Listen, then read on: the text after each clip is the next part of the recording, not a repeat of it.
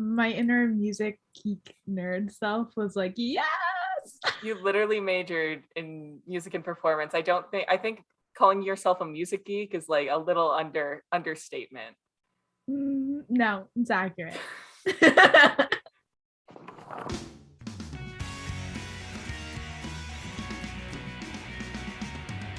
Hello, and welcome to Young Adult Reviews, where two youngish adults review books meant for much younger adults. Or children. I'm Honor. And I'm Chloe, and today we are discussing The Clockwork 3 by Matthew J. Kirby. And if you haven't read it yet, here's the spoiler warning. I do not believe we have any content warnings for today, so moving on to the summary. Giuseppe is a busker who has been stolen from his family in Italy who seeks to return home. Everything changes for him the day that he finds a green violin washed up on the shore, and he tries to use it to escape his padrone Stefano and get a boat ticket back home.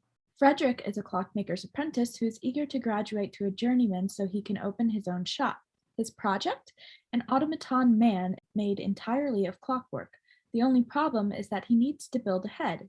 Meanwhile, he struggles with having no memories of his mother and seeks to remember who she was. Hannah is a maid who must work at a hotel for the wealthy to support her family after her father had a stroke. Once she begins to work for a mysterious guest by the name of Madame Pomeroy, she learns of an old guest's hidden treasure. She seeks it out in an attempt to mend her family's woes. These three children come together in an unlikely twist of fate, and through the power of friendship, music, and a healthy appreciation of nature, they learn how to put their faith in one another and accomplish their impossible goals as they converge around the epicenter of the head of the Clockwork Man.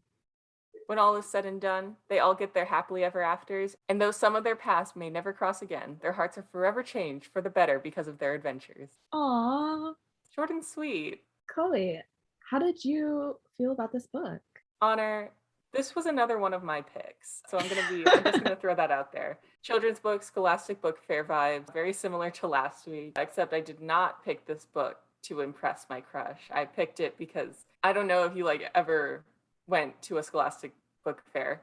I did. I went to a few. Yeah, they had them every year at my school. I was obsessed. Okay, that's exciting. But did you know that they give out a CD of trailers? I did not. They have a CD of book trailers, and sometimes if you're lucky, your librarian will play it for your class. I was not lucky. But this was from a year where the librarian played the CD trailer for my class, and I was like, holy shit. It looked really good. It was a really well-made book trailer. So I picked up this book. Love it. Touching story. Prose holds up as an adult. Pretty complex, if a little predictable, but all in all, super fucking enjoyable. Enjoyable read. I agree. I loved this book. It really held up for me, especially compared to last week's. Last week, I was wanting more from the book, and this one I felt just really fit into what it was designed to be. It was designed to be a good children's book. I loved all of the characters. So each chapter rotates through each character. I really liked how all of those different perspectives and storylines kind of started to merge together, and you could see all the different interactions that were happening through it without their knowledge. And then they all converged together into one story towards the end. And it was beautifully done. It was very fitting for a children's book. I really loved it. It did fantastic. Yeah, one example of this is the hotel guest who has the treasure. His name is Mr. Stroop, but you don't learn that till maybe chapter 5 or 6. Mm-hmm. But chapter 1, Giuseppe is hiding his violin at Mr. Stroop's grave. So you're like, oh, this is how it's all going to converge. And you can see how the characters will interact and meet up with each other. And it's very funny because they have the scene towards the end where they're like, you guys know each other? And it's like, wait, no, you guys know each other? Because they really don't come together until chapter 20.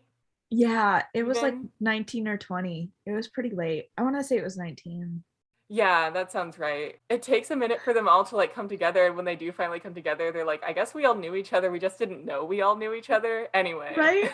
Because they had passing interactions in the first couple of chapters where they didn't know who the other one was. And then from there until chapter 19, they had a couple of duo spots where they'd meet one of the characters but not the other, and then they would meet the second one but not with the first one, and then they converged all three on chapter 19, and they were like, wait, you know this person and you know that person and I know these people.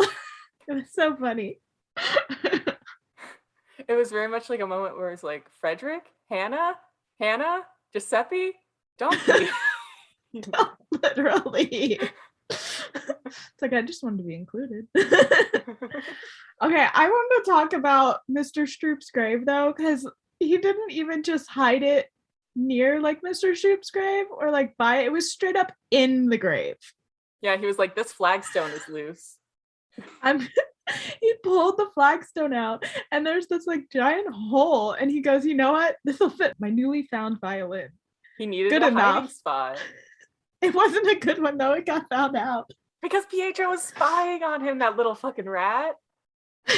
Pietro is like this little busker boy who Giuseppe kind of takes under his wing as like a mentorship, but then part of the mentorship is Pietro's not bringing in a lot of money, so Giuseppe kind of gives him some of his surplus income that he's getting from the green violin.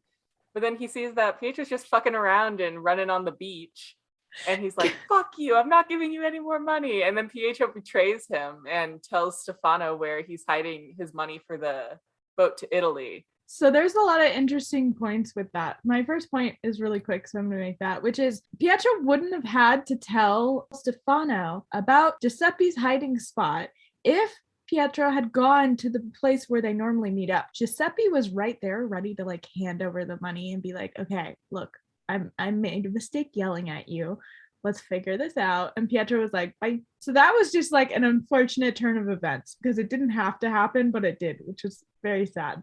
Mm-hmm. Second of all, Giuseppe was a terrible mentor because rather than actually helping Pietro like earn money and figure out how to earn money for himself, he just said, oh, well, if you don't earn enough, I'll give you the rest, which is not a way to teach someone. It's a way to like keep them going, but it's not actually helpful in the long run. So that kind of was on Giuseppe for that one.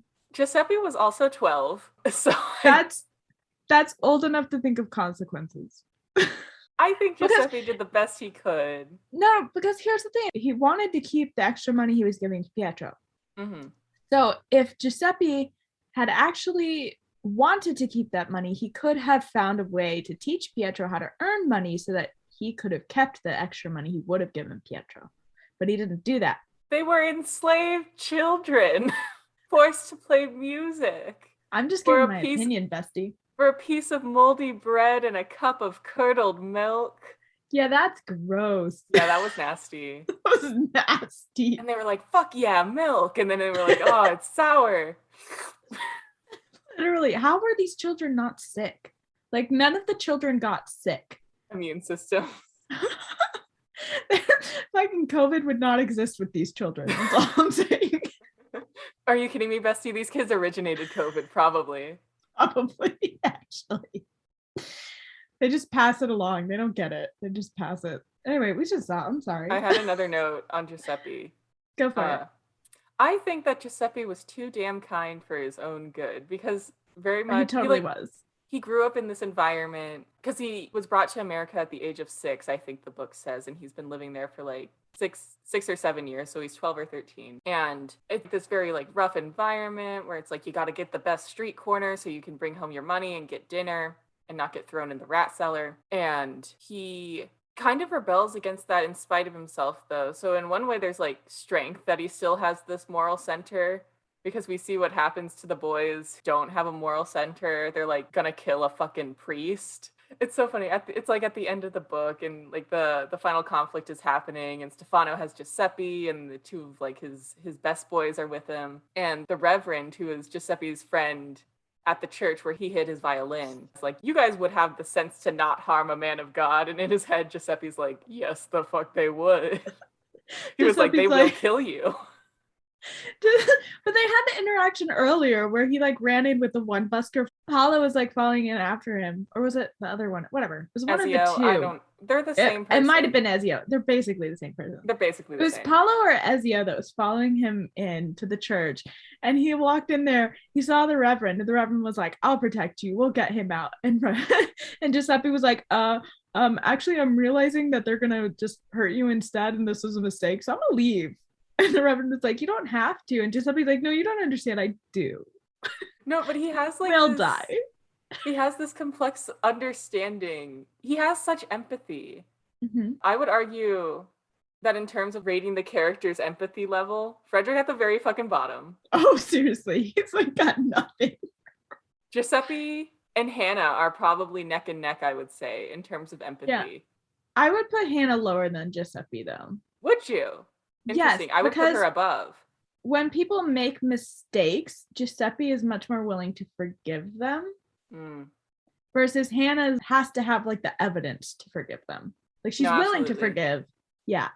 But she takes a minute to get there. Like with Madame Pomeroy, the whole like seance thing with the two like villains per se of the story. Of her story, at least. Of her story. Yes, of her story. The hotel managers.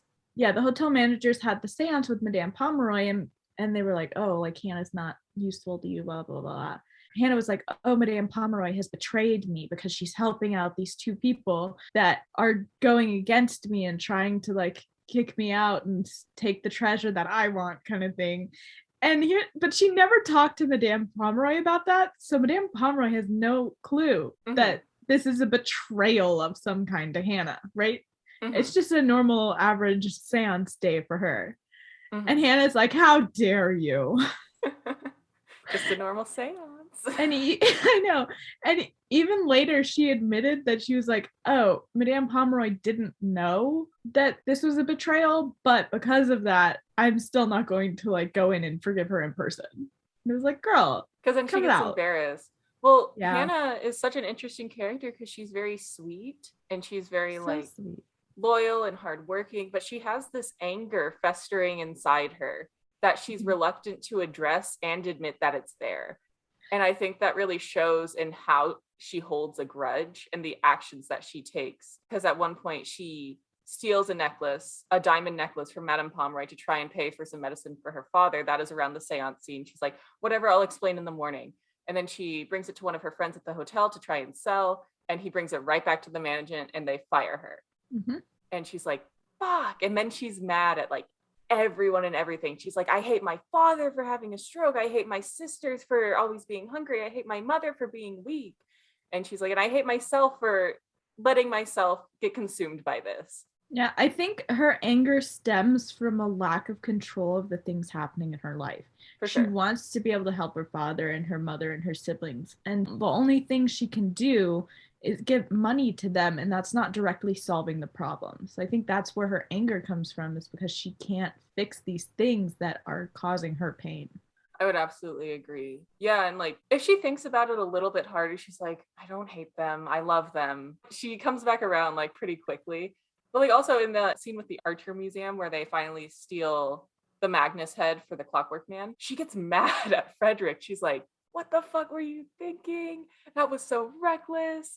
You could have been caught. And then he's like, are you mad at me? And she's like, no. Dude, that killed me though, because she's straight up yelling at him and being like, you shouldn't have done that. That was a terrible thing to do. Like, not only is she saying all those things, right? But she was the one who stole Madame Pomeroy's necklace like literally a night ago or 2 nights ago. And literally. She was the one who took the golem piece from the museum too. Like she also stole that night. And she's like, how dare you do that? She stole that in a panic though. In her defense, she was like, ah, and then like put it in her pocket. But it still happened.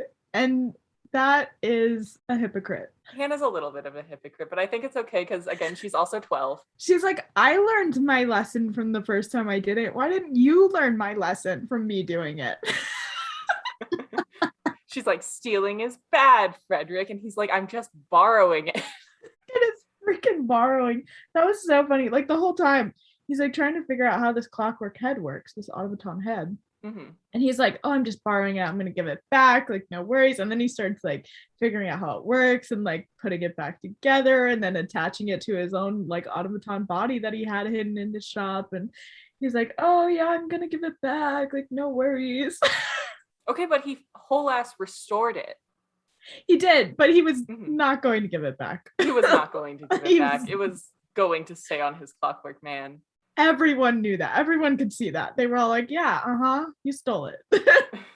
Giuseppe being like, the head that you borrowed, wink, wink, nudge, nudge. I straight up had it in quotations. He was like, borrowed. Yeah, Giuseppe was the funniest character, not gonna lie. Oh, he was good. He said, street smarts equals sarcastic.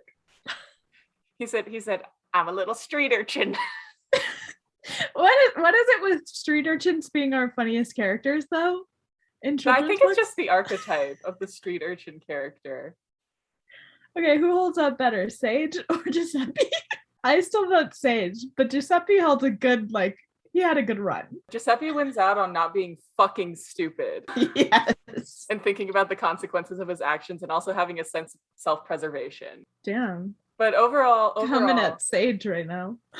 Well, I'm not wrong. No, you're not. Giuseppe, I don't know, because it's very interesting because he has this sense of self-preservation because there's that moment in Macaulay Park where he saves Hannah from the cougar and they like hang out with Alice for a little bit. And then Hannah's like, I have to go home and tell my family I got fired. And Giuseppe is like, should I follow her? And Alice was like, probably. And Giuseppe was like, if I go out there, I'll probably be killed. And Alice was like, but she does need you. And he's like, shit, you're right. So his empathy is greater than his sense of self-preservation. And I give him points for that one. Exactly. Alice was so funny though. She's like, okay, you might die, but like she needs your help, so get over it. Literally. Also, he's like, I guess I could go to Freddy's basement.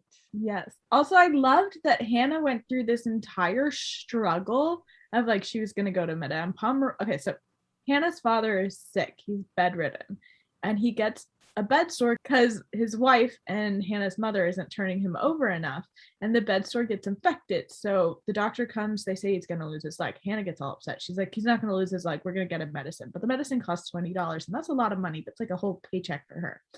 So Hannah's like, okay, I'm gonna go to Madame. She goes to get this loan from Madame Pomeroy, and that's when like the Russian bodyguard of Madame Pomeroy won't let her in. Yeah, Yakov won't let her in, and so Hannah goes and listens in, and she hears about the seance and all of that, and gets mad at Madame Pomeroy. So she steals the necklace, tries to sell it. That ends up backfiring on her, and she has all of these issues, and ends up in Alice's house because she went to try and find the treasure of Mr. Stroop, and Alice just straight up for free gives her medicine to heal Hannah's father. And if Hannah had just like talked to people in her life about what was happening, it could have been solved so much faster and she would not have lost her job. And it was very unfortunate. No, right. And it's like a tough lesson to learn, but I think it's a lesson that a lot of the characters in this book learn about because Frederick learns about it too, you know? Mm-hmm. Like, let me just say, one of the themes is capitalism is bad.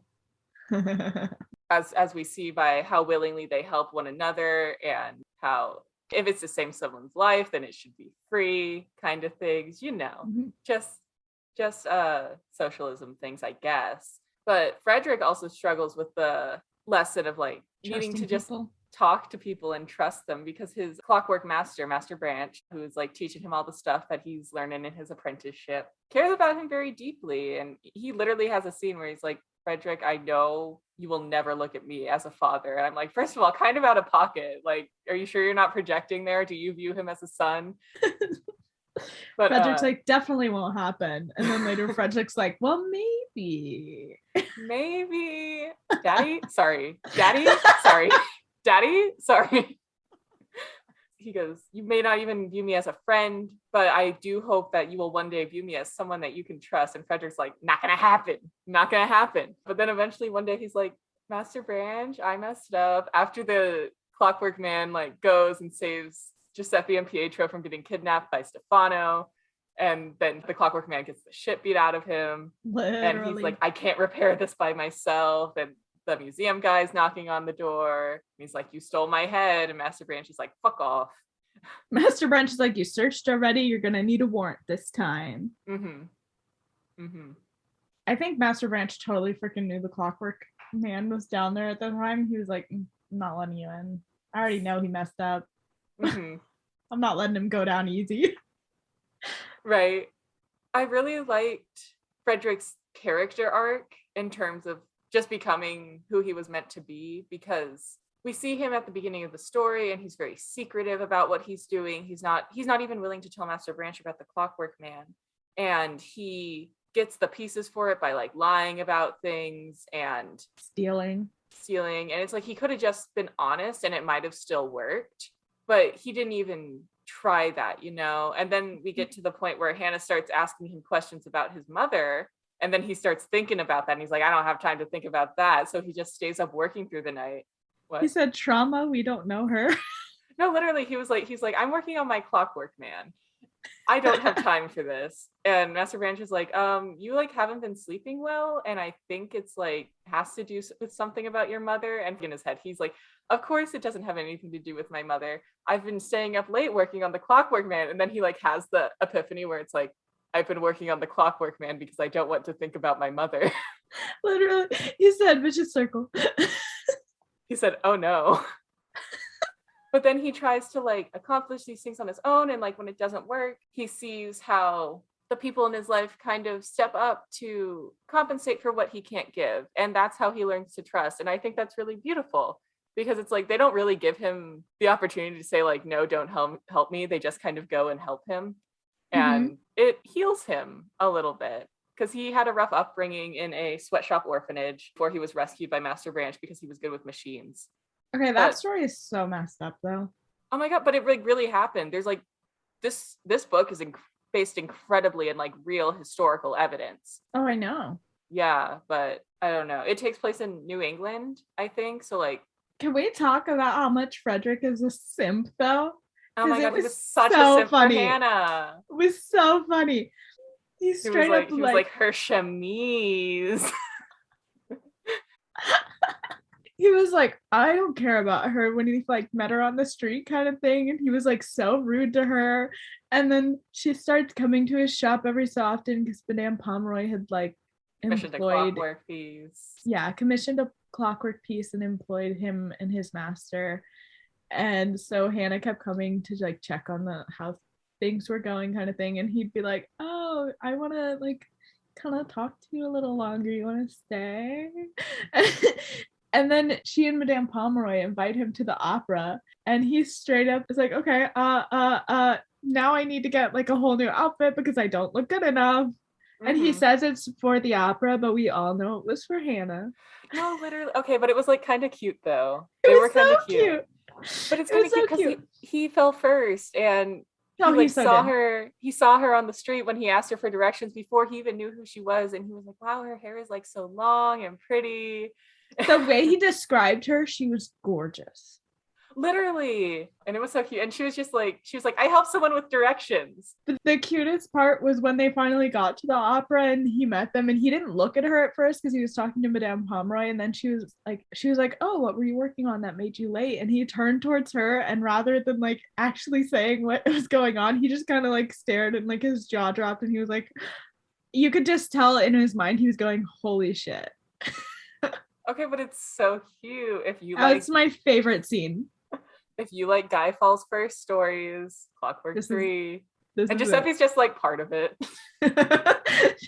They made Giuseppe a little bit younger, I think, so that it wasn't as like optional. Right. And also like Giuseppe was always destined to leave. He was always destined to go back to Italy. At the end, he goes back to Italy with Madame Pomeroy, and she's like, you can take your green violin and we can play for kings and queens, and eventually we'll land you home in Italy. Like, I promise. So and he's cute. Like, okay. But then it's like cute. Sad because Giuseppe has this wonderful sentiment before he leaves them at the end. And it's like, if I saw these people again, I don't know if I would even recognize them because they are already so different than when I met them like a week ago. You know, and I like teared up a little bit at that point because I thought that was very sweet. It was a very sweet notion to have.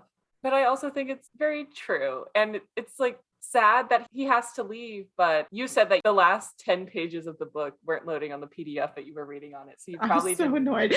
I was like loading, and it wouldn't freaking do it. And I was like, damn it. You probably didn't get to read the epilogue then. No, I did not. Okay, in the epilogue, I don't know how far it's set in the future, but it's far enough that like Hannah has a new cottage with her family because she's offered the chief of maids position at the hotel after her enemy gets fired by the big hotel boss. She has like this cottage, and Frederick is going to visit her, and they're like courting each other, and it's like kind of cute. And he's like, I made Journeyman today. And Hannah's like, oh my God, you didn't tell me you were even testing. What did you make? And he like puts down this box on the table, and it's this songbird that has different cards that you put in the neck. and you wind it and it plays different songs depending. And one of the songs that it plays is the song that Giuseppe picked up from Frederick's mother in the hospital window. And so they always have that part of him with them, even if they're never going to see him again. Stop. That's so cute. Right. And then like music makes her dad like kind of break out of his apoplexy state for a little bit. And he's like, okay, I love that because that's like a real thing. That's like music therapy. Stuff like that actually happens. And so they included that and I was like, yes. Right. Yeah, no. And music was so healing for him. And I feel like that was a big part of Giuseppe's role because he heals with his music wherever he goes. And he has like this amazing gift. And the green violin just kind of like reveals the gift that was already there, you know? Yeah, he was like, oh, the violin is the magical thing. In actuality, it was him.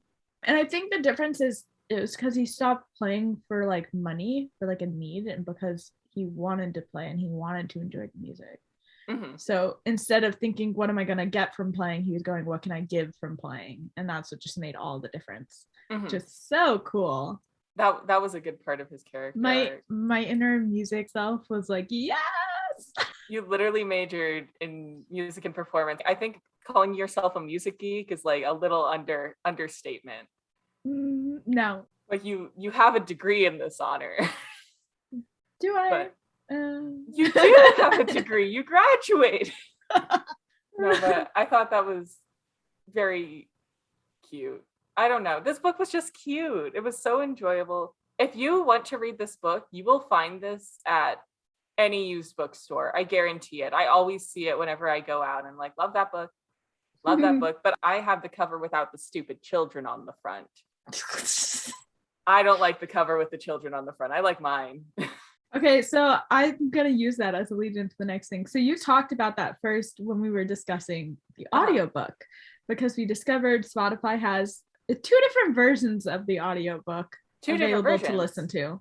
Wait, not what? 2 different versions, but like 2 different, the same audiobook in 2 different like divisions. Like divisions, correct. Yes. Okay, I remember this now. Yeah.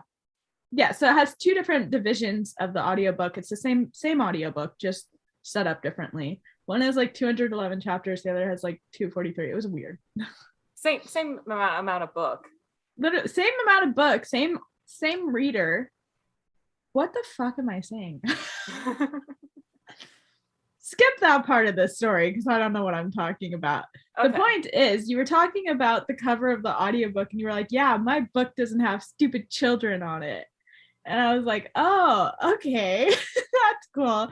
The whole part of this story was not anything to do with that. I just wanted to talk about the audiobook because we both listened to it some and we read the book some. So I wanted to get your opinion on the audiobook because I loved it. I thought it was hilarious. The voice actor did phenomenal. I mean, it was like a theater show. Like every character had their own voice and accent and everybody had this like large personality to them. Madame Pomeroy was my favorite.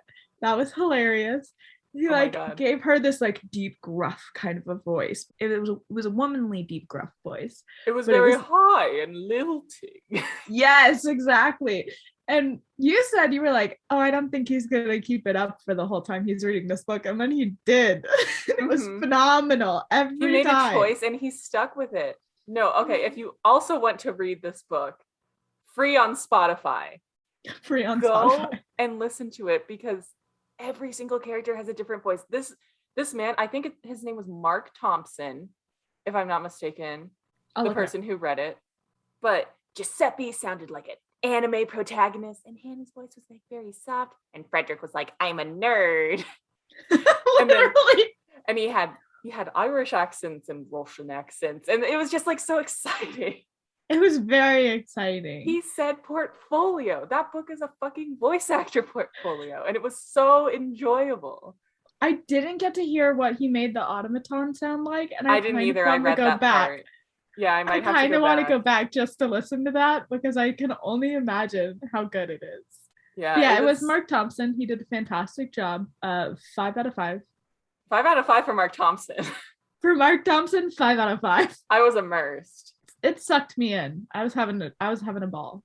Yeah, it was good. It was long and the short of it.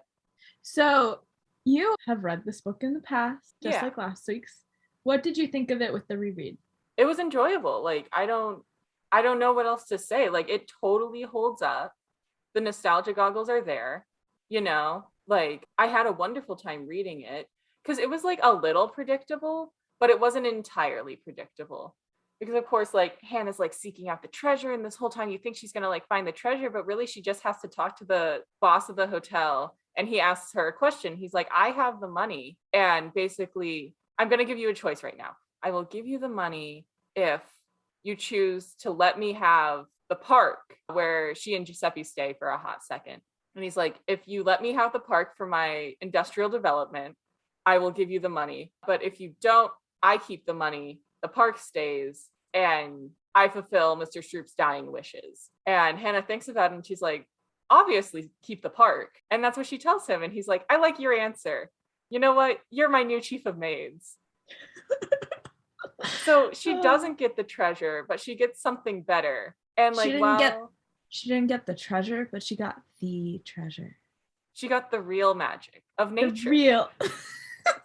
No, but I did kind of like that. Hannah was like, I'm going to get this treasure and I'm going to go back to school and I'm going to get to live the life that I've been missing out on.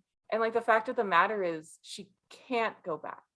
And it's like, it hurts to fucking realize, but this is kind of her life as long as her father is sick, who is one of the most talented stonemasons in the city. And I think that in choosing Macaulay Park, she's like, this is just how it has to be. And she kind of comes to peace at that with herself and her anger that kind of like boils beneath her surface 110% of the time. But I don't know. I really like how it resolved that, because it's like some things will never be the same and you can't fix some things no matter how hard you try, just because it's not in the cards, as it were. But do you want to hear my very funny guess that I had? What was your very funny guess? Give me your predictions. Okay. So this is the one prediction I had that was incorrect. So the whole time Mr. Stroop's clue to finding the treasure is Macaulay is the key. Mm-hmm. And the park is called Macaulay. So I was like, okay, so Macaulay Park, that makes sense. And then Giuseppe goes in there and he finds Alice. And Alice like lives there and she has a little garden there. And I was like, oh, maybe Alice is the key. Okay, I'm not gonna lie, I thought that wrong too. Answer. Right? Especially after Hannah had gone and found the memorial stone her father had made and didn't find anything with the stone. Mm-hmm. I was like, oh, well, what else is in Macaulay Park? Alice. Mm-hmm. And none of them got that. And then it turned into a whole leaf thing. And I was like, what was the point of the headstone? Okay. I think it was just a false lead. I also think it was a false lead, but I was like, that's sad, because that would have been very cute, especially after Alice helped heal her father. Right. Okay, some things were used Missed a little opportunity. Just as like plot devices, where it's like, oh, by the way, don't worry about this anymore. Go worry about like the overarching plot of the Clockwork Man, you know? Yeah. Well, I think that comes along sometimes with like kids' books, because you have to have that like magical and mystery element to it. Right. Mm-hmm. And so there were a lot of things that like wouldn't maybe make sense in real life. For example, with the automaton, Hannah stuck the piece of golem clay that she had stolen from the museum into the chest of the automaton. Mm-hmm. And suddenly the automaton, the head could not function with the body before, was able to work. Mm-hmm. And like that's because she gave it a heart. Yeah, it was a magical, mystical element to it, to the story, that pushed her along. And while yes, it is believable in the magical mystery part of the story, it's not realistic. So I think that just comes along with the territory of children's books. Right. I did love the golem piece, because Hannah wouldn't have grabbed that if she hadn't worked for Madame Pomeroy, because she calls Yakov her golem, because she's like, he's my protector. Mm-hmm. And she's like, oh, I know what this is. And she like picks it up and she's looking at it. And then like the museum guy's like, hey, and she's like, and she puts it in her pocket and runs away with it and doesn't realize that she even has it. But I think that it's just such a wonderful set of fateful circumstances that lead their story to being possible. And I thought it was really beautiful.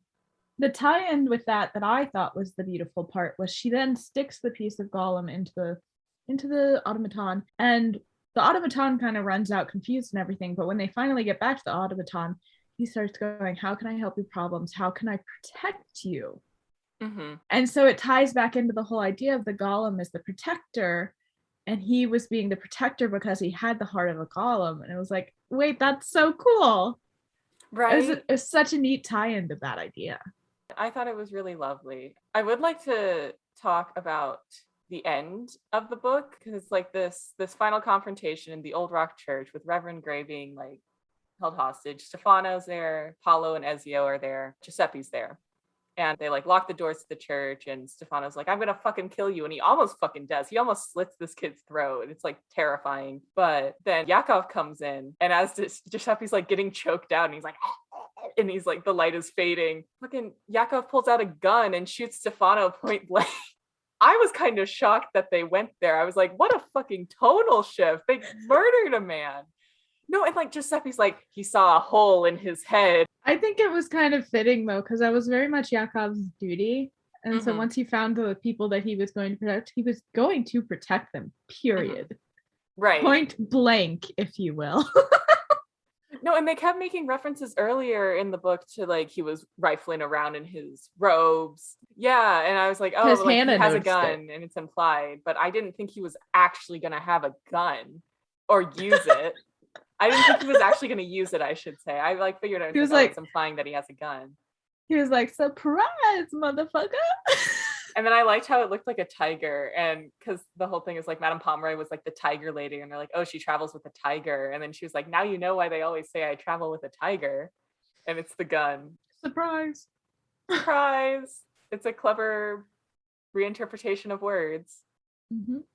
I just enjoyed it. I don't know. I liked everything about this book. I thought it was very sweet, and it shows how the people who touch our lives will be part of us forever, kind of thing, and they'll always be like in our hearts, even if they're not with us in person. Yeah, I thought it was a beautiful book. They did a fantastic job. I loved it the whole way through, and I'm glad that I had a book like this when I was a kid. I don't know, this is the very same copy that I bought at the Scholastic Book Fair in fucking, I don't know, 2009. I literally have a couple. It came out in 2010, so I think it must have been 2010, but I don't know. You said first edition. First edition. No, like dead ass. I thought first edition, and I love it. I do think I like that cover better than the one with the children on it. Right. It's the same cover. It just doesn't have the children on it. They put children on the side facing in, but they only put 2 children there, I thought. No, there were 3. Giuseppe's like at the bottom with his little busker cap. That's unfortunate. Right. He's short. Hannah and Frederick are like eye level, and Giuseppe's like down here. They said he's younger. They said he is a child. Figure it out. Okay, fun question. If you were a character in the book, which character would you want to be? I think I'd want to be Frederick, just because kind of a sweet deal of being an apprentice, not gonna lie. And to be a Clockwork apprentice, that's pretty fucking cool. Frederick's very smart, cool. And I think I identified with him the most when I was a kid. I was like, oh yeah, Frederick's like the most important. He's like the Clockwork guy, and Clockwork's in the title. And so I wanted to be like Frederick. What about you? Okay, I know who I would want to be, but also I absolutely don't want to be them. I would want to be Giuseppe just because he plays music, but also I don't want his life. Not at all. No, thank you. Oh yeah, his life sucked. Take it back. Exactly. So I'm going to go with Madame Pomeroy just because she's such a fun character, and she's literally like, I'm going to do what I want because I can, and it's enjoyable for me. She's like, I talk to spirits and I get money for it. I'm going to live it up. She also just straight up collects children. She's like, you're cool and you're cool. You can work for me now. I do wonder if there was like some character building going on behind the scenes that we weren't seeing, and maybe it was just like a thing for the author, as authors sometimes do. I wonder if she was unable to conceive or something, because that's a good question. Because there's that scene with Hannah, and she's getting her ready for the opera, and she's like doing her hair, and she's like, you don't need makeup, you're so beautiful, and like she's crying. And I'm like, I'm wondering if she is like mourning for these children that she could never have, or maybe she's just like never had the chance to. I don't know. She's a good mother figure, and I love her. She's a wonderful mother figure. Because even after like Hannah betrayed her, she was like, I just want to understand why. Can you just tell me why? I'm not mad at you. I just want to understand. She was like, and Hannah tells her, and she's like, Hannah. Thanks for telling me. She's like constantly protecting Hannah, and like she helped Frederick out and all that. It was a good time. She just wants to give kids opportunities. She does. I loved, like, when she first met Hannah, she's like, even though you're in a lower status, you're still a person. Does that mean you can't have opinions? Like, you should have them. Right. And Hannah's like, I don't think this is allowed. Hannah's like, against the rigid social hierarchy? I don't think so. Madame Pomeroy was like, I'm rich. Madame Pomeroy's like, if you're not going to do it willingly, I'll make you argue until you do. Right. And then she did the tarot reading, and Hannah was like, hey. Hannah's like, cut that shit out. She's like, stop reading me. She's like, I don't need to be told that I'm unhappy. I know it, but I'm not going to admit it.